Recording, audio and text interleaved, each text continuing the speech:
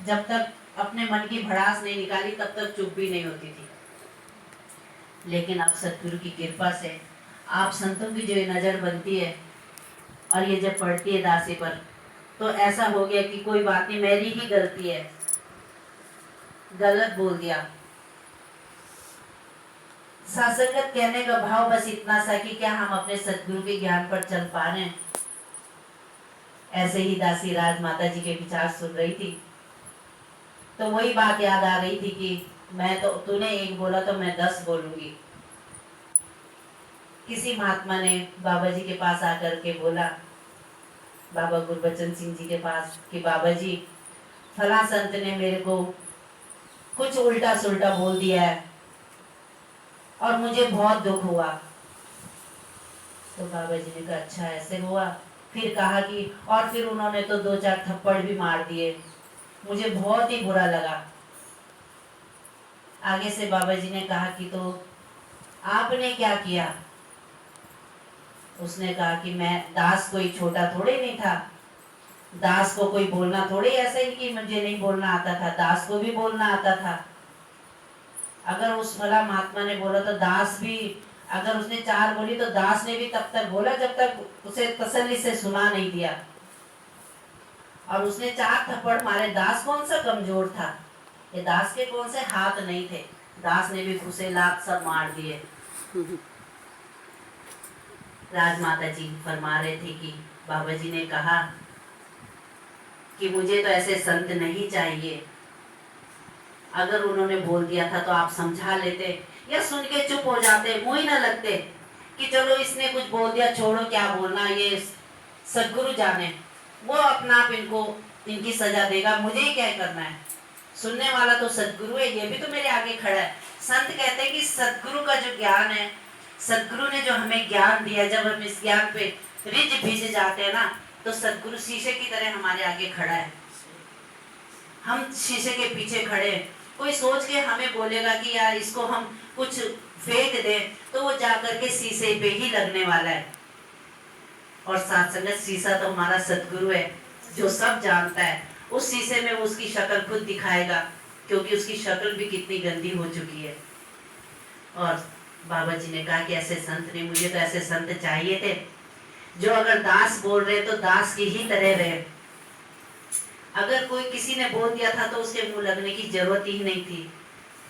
जब मुझ तक ये शिकायत आए, मेरे पास आए हो, तो कुछ ना करके मुझे ही बता देते कि सच्चे बादशाह ये फला महात्मा, इसने मेरे साथ ऐसा किया है। फिर मुझे जो अच्छा लगता है मैं उस महात्मा के लिए बोलता। साथ संगत, लेकिन हम ऐसा नहीं करते, हम अपनी पैरवी खुद ही कर लेते हैं। हम तो अपने वकील बन जाते हैं कि नहीं मुझे तो बोलना है। आओ साथ संगत, अंत में दासी राजपिता जी की बात भी रखेगी कि राजपिता कह रहे थे विचारों में कि संत महात्मा कह रहे कि जो फोन है, आज का फोन का जमाना है, तो सदगुरु से कनेक्टिविटी बनाने के लिए ये फोन जो हमारा होता है, ये मन का फोन, ये हमारा जो ये सुमिरन का ये जो नंबर है, ये सुमिरन का नंबर डायल करेंगे तो सीधे सदगुरु तक पहुंचेगा। तो राजपिता जी फरमा रहे थे, मैं तेरी शरण हाँ मैनू बख्श लो, ये नंबर बिल्कुल सही है, ये जाएगा भी सीधे सदगुरु के फोन पे ही। लेकिन राजपिता जी समझा रहे हैं कि हमारे फोन में बैलेंस होना चाहिए। जो हम अपने फोन पे रिचार्ज करवाते हैं ना, कि जब पैसा होता है तभी किसी महात्मा को, किसी को भी फोन कर सकते हैं, अन्यथा फोन नहीं जाएगा। वो बोल देगा कि आपके फोन में तो पैसे ही नहीं है, फोन जा ही नहीं सकता। तो कह रहे थे कि हमारे पास जो बैलेंस होना चाहिए ना, वो हमारी भक्ति का, सद्भावना का, प्यार का, और सत्संग जितनी भी अच्छी चीजें है ना, इनका हमने रिचार्ज करवा के अपने फोन पे रखना है, हमेशा बना रहे। वो हमारे रिचार्ज खत्म नहीं होना चाहिए, तब ये नंबर डायल होगा और सीधे सदगुरु के पास जाएगा।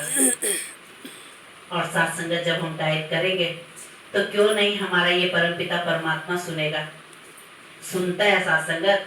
हर संत महात्मा को पता है कभी न कभी ऐसी स्थिति परिस्थिति हम सबके साथ आई है जब इसने सुना है इसने सुना है और समाधान भी दिया, ना जाने किस रूप में। जरूरी नहीं कि वो खुद आ जाए, किसी न किसी संत के रूप में, किसी रिश्तेदार, किसी अपने पराये के रूप में खड़े होकर हमारी सहायता करता, हमें वो चीज देता है। आओ सत्संगत, दासी भी आप जी से अरदास करती है कि दासी के भाव भी ऐसे बने रहे, जैसे ही सतगुरु ने बोल बुलवाए इन पर दासी पहले स्वयं चल पाए, तब किसी को कह पाए। आगे सत्संगत, आजकल चारों तरफ बाढ़ आ रखी है। दीदी का फोन भी आया कि नेपाली साधु में बाढ़ आई है, 14 बीघे में भी पानी भरा है। सबके लिए मिलजुल कर अरदास करें कि हे दीनदयाल, सबके परिवारों को बचाए रखना, सुख शांति रखना, किसी के घरों में ज़्यादा कोई दिक्कत ना आए। ऐसी याचना प्रार्थना सतगुरु माँ के चरणों में करते हैं कि माँ जो ये बाढ़ आ रही है, अब तो बहुत हो गया। अभी बहन ने कहा कि इसमें हमारी भी नहीं लगती, लेकिन सतगुरु से अरदास तो कर सकते हैं कि सबके परिवार सुरक्षित रहें, सब सुरक्षित रहें। जैसे पानी आ रहा है वैसे चला भी जाए। अंत में परिवार के लिए भी, परिवार को लख लख बधाई। हे दीनदयाल, जिस भी भाव से महात्माओं ने साथ संगत रखी है, उनके मनोकामना पूर्ण करना। आई भी साथ संगत, दासी भी स्वयं सम्मिलित होते हुए सतगुरु माँ से याचना प्रार्थना, माँ सबको तन करके, मन करके, धन करके सारे सुख देना, अपने चरणों के अनन्य भक्ति का दान देना, प्यार से कहना धन्यवाद। तेरी ओट सारा तेरा, तन मन गोल घुमावा, कई अवतार तेरे ही दाता, दिन राति गुण गावा। कई अवतार तेरे ही दाता, दिन राति गुण गावा। एक तू ही निरंकार, एक तू ही निरंकार, तू ही निरंकार, एक तू ही निरंकार। मैं हाँ सदा भूलण, मैं हाँ सदा भूलण, तू है दाता बख्शण, तू है दाता बख्शण। मेरे अवगुण नाचे तार में, अवगुण नाचे तार। एक तू ही निरंकार, एक तू ही निरंकार, तू ही निरंकार, एक तू ही निरंकार।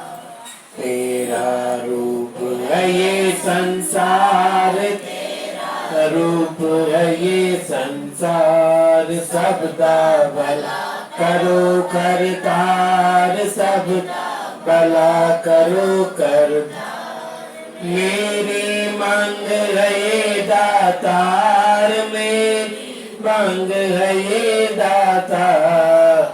एक तू ही निरंकार, एक तू ही निरंकार, तू ही निरंकार, एक तू ही निरंकार।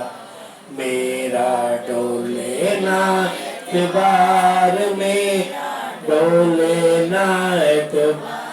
बख्शो श्रद्धा भक्ति प्यार, बख्शो श्रद्धा भक्ति प्यार। करा मैं संतां दा सत्कार, करा मैं संतां दा सत्कार। एक तू ही निरंकार, एक तू ही निरंकार, तू ही निरंकार, एक तू ही निरंकार।